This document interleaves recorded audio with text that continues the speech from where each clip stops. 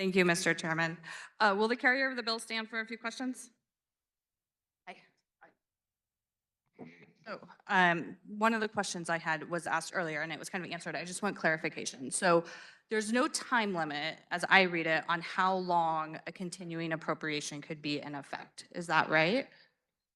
Right. I mean, when we would come back for the next session or a special session, then it would just continue to be worked on. My assumption would be we'd come back for a special session. But let's say that we don't. We come back in January, we work on a new budget. If that budget passes, then that's the budget that becomes law. And if that budget is vetoed and the veto is sustained, then we're still under the continuing appropriation from 2 years prior. We are, but I can't imagine that we would get into a situation where that's happened. That is an awful lot of years of not working together to make a budget. So I just can't see that happening. I agree. It is a lot of number of years. It's also a lot of number of years we wouldn't get paid under the amendment. That's that just went true. on. Okay, but I don't think it's totally out of the realm of possibility. I mean, Congress does this all the time with their continuing resolutions, right? They go from year to year. Right. If I might, though, the difference is, and this was put on in committee because I had the same concerns that you had when it came into committee, and we added in committee that a budget has to be passed by this body. It has to go to the governor, and then the governor has to veto it, and we're not able to sustain it. So, in all fairness, we're actually doing what we're supposed to be doing. We just can't come up with an agreement. Versus passing a continuing appropriation. Which what Gotcha. that's Okay. I have a few more questions, so don't go far. Okay. You did answer my question about what happens to one-time expenditures. If I understand correctly, they would just kind of disappear under the continuing appropriation?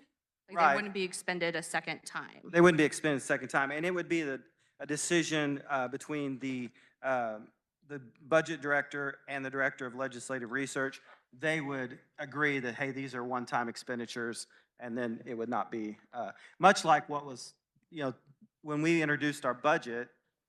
There was a lot of one-time spends that were taken out of that. Sure. Right. That happens every year, which is why it's important to pass a budget every year. Okay. So a lot of the state budget is things that we are obligated to fund, right? Public education, caseloads. As I read the bill summary and the bill language, and I haven't had more than 6 hours or so to think about this, I think it says that the Secretary of Administration can decide to reduce state general funds in order to come into alignment with reduced federal funds. But what happens when we need to increase that? So let's take an example of, I have two examples in mind. One would be, let's say we have a lot of people, we have a spike year that elderly Kansans are going into nursing homes. Medicaid pays for 65% of nursing care in this state. So what happens if we find ourselves in a situation where we have an increase in caseloads? Yeah, let me look here to see if it says, well, that's loud, isn't it?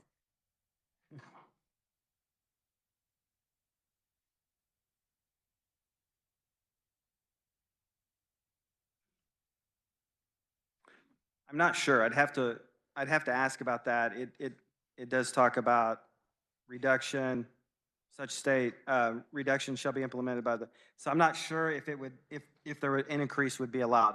It probably wouldn't be allowed. And does the same go for school finance formula when if we have an uptick in K-12 education? Yeah, I would assume.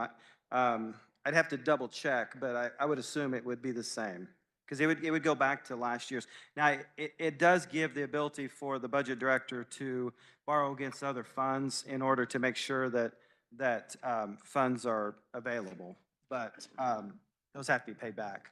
Exactly, right. Yeah, I did see the borrowing language. It's worrisome for a couple of reasons. One, it has to be paid back. And two, it just seems like kind of a messy way to fund things we're obligated to fund. One last question for you. So you mentioned, the way you see this playing out is a veto is sustained. and we're called back into special session to resolve the budget issue because we needed more time. We have 90 days in our session to make a budget. If that isn't satisfactory, how long do you think we'll need to be in special session? And what cost would be associated with bringing us back into special session to do the job we didn't get done in the first 90 days? Well, since most of the cost is our salaries, we wouldn't be getting paid while we were in the special session, I would assume. So, I mean, that's one thing. But I mean, we just have to.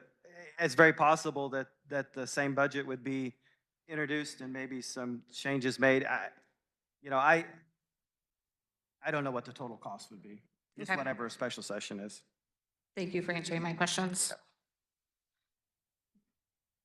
Body, I have to say this bill is very concerning. I think as you've heard through the discussion here, there are major unanswered questions about what this does in terms of funding the basic obligations we have in terms of K-12 education and our caseloads, let alone other questions that are still unanswered.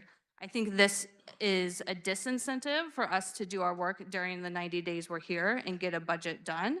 And I think it frankly brings DC style budgeting in many ways to Kansas. And I don't think this is necessary. I don't think that it's ever been necessary. I think sometimes deadlines are the things we need to get things done.